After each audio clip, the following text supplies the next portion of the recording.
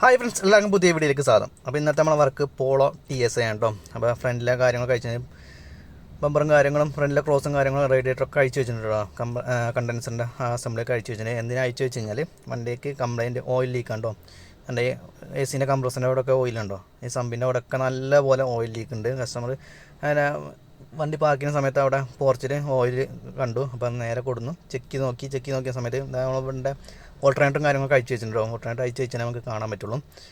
Oil leak ഈ ഭാഗത്ത് കൂടെ വരുന്നു കേട്ടോ. ഇത് ഓയിൽ കൂളറുള്ള ടൈപ്പാണ്. അപ്പോൾ ഓയിൽ കൂളറിൻ്റെ ബാക്കിലെ പാക്കിങ് കംപ്ലൈൻറ്റ് ആയതുകൊണ്ടാണ് ഈ ഭാഗത്ത് കൂടെ ഓയിൽ വരുന്നത്. ആ ഒരു റബ്ബറിൻ്റെ പാക്കിങ് ഹാർഡായി കഴിഞ്ഞാൽ അതിൽ കൂടെ ഓയിൽ ലീക്കാവും. അപ്പോൾ അതാണ് കംപ്ലൈൻറ്റ്. അപ്പം ഇനി നമുക്ക് കൂളറൊക്കെ അഴിച്ച് മാറ്റി അതിന് പാക്കിങ് മാറണം. അപ്പോൾ ആദ്യം ടെർബോയിലേക്കുള്ള ലൈൻ ഉണ്ടല്ലോ, കൂളറിന് ടെർബോയിലേക്ക് ഓയിൽ ലൈന്, അത് ജസ്റ്റ് ഒന്ന് അഴിച്ച് മാറ്റണം. അത് അവിടെ ഒരു ഫ്ലവർ ഉണ്ടായിരിക്കും, പിന്നെ ടെർബോൻ്റെ അവിടെ ഒരു ഫ്ലവർ ഉണ്ടായിരിക്കും. പിന്നെ ഇതാ കൂളറക്കില്ല കൂളൻറ്റിൻ്റെ ഹോസ് അത് അഴിച്ച് മാറ്റി വയ്ക്കുക. അതിനുശേഷം പൈപ്പിൻ്റെ ബോൾട്ട് ലൂസാക്കിയിട്ട് പൈപ്പ് ജസ്റ്റ് ഒന്ന് മാറ്റി വയ്ക്കണം കേട്ടോ. 15 ബോൾട്ടായിരിക്കും, 2 വാഷർ ഉണ്ടായിരിക്കും. വാഷർ പോവാതെ നോക്കുക. അപ്പോൾ ആ ബോൾട്ട് അഴിച്ചു വയ്ക്കുക. എന്നിട്ട് ജസ്റ്റ് ആ പൈപ്പ് ഒന്ന് ഊരിയിട്ട് ജസ്റ്റ് ഒന്ന് മാറ്റി വയ്ക്കണം. കൂളറാണ് പുറത്തേക്ക് എടുക്കാൻ വേണ്ടിയിട്ട് ജസ്റ്റ് ഒന്ന് മാറ്റി വെച്ചാൽ മതി കേട്ടോ. ഇതിന് മുന്നേ ഓട്ടോ സെൻസറും കാര്യങ്ങളൊക്കെ കഴിച്ച് കഴിഞ്ഞാൽ അവിടെ ഒരു കവർ ഉണ്ടായിരിക്കണം. ഈ നമ്മുടെ സൈലൻസറിന് കവറും കാര്യങ്ങളൊക്കെ ഉണ്ട്. ആ കവർ അയക്കണതിന് ഈ ഓട്ടോ സെൻസർ കഴിച്ചിട്ട് അയച്ചാൽ നമുക്ക് പോരാൻ പറ്റില്ല. ഓട്ടോ സെൻസർ വെറുതെ അവിടെ ഫിറ്റ് ചെയ്തിട്ടുള്ളൂ, അയച്ചു വെച്ചാണ്. അപ്പോൾ നമ്മൾ കൂളർ അയക്കാൻ പോകണം. കൂളറിന് ഇതാ 1 2 3 4 ബോൾട്ട് ഉണ്ടായിരിക്കും കേട്ടോ. ആ ബോൾട്ട് അയച്ചതിന് ശേഷം കൂളറും പതിയെ പുറത്തേക്ക് എടുത്താൽ മതി. അപ്പോൾ ബോൾട്ടുകൾ അയച്ചുകൊണ്ടിരിക്കുകയാണ്. അടിയിലെ ബോൾട്ട് അയച്ചിട്ടുണ്ട്, ബാക്കിയുള്ള ബോൾട്ടുകൾ അഴിച്ചുകൊണ്ടിരിക്കുകയാണ്.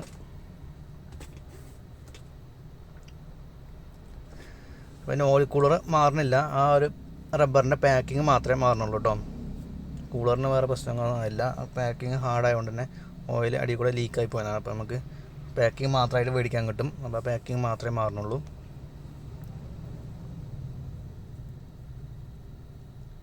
രണ്ട് ബോൾട്ട് അയച്ചു, മൂന്നാമത്തെ ബോൾട്ട് അയച്ചുകൊണ്ടിരിക്കുകയാണ്. ഇനി ഒരു ബോൾട്ടും കൂടി ഉണ്ട്.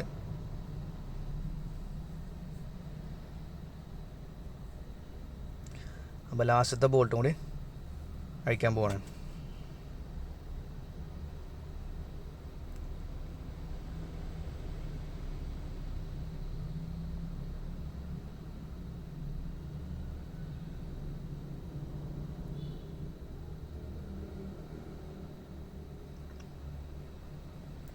അപ്പോൾ നമ്മൾ ലാസ്റ്റത്തെ ബോൾട്ട് വെച്ചു. ഇനി പതിയെ കൂളറിൻ്റെ ഫ്രണ്ടിലേക്ക് വലിച്ചെടുക്കുക കേട്ടോ.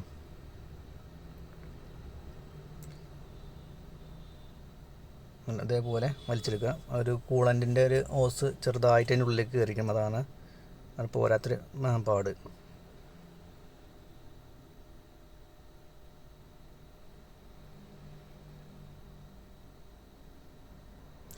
ഓക്കെ, പോന്നിട്ടുണ്ട്.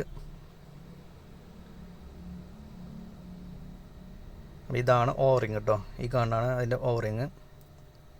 ഇനി അത് അഴിച്ചെടുത്തിട്ട് പുതിയത് നമ്മൾ ഫിറ്റ് ചെയ്യും. ഈ കൂളർ തന്നെ തിരിച്ചതേപോലെ തന്നെ ഫിറ്റ് ചെയ്യും. കൂളറിന് വേറെ കംപ്ലൈൻറ്റും കാര്യങ്ങളൊന്നുമില്ല. ഈ ഒരു ഓവറിങ് ഹാർഡായി പോയതാണ്. അത് എത്രയേ ഉള്ളൂ കേട്ടോ ഈ ഓവറിങ്. ഇത് സെപ്പറേറ്റ് നമുക്ക് വാങ്ങാൻ കിട്ടും.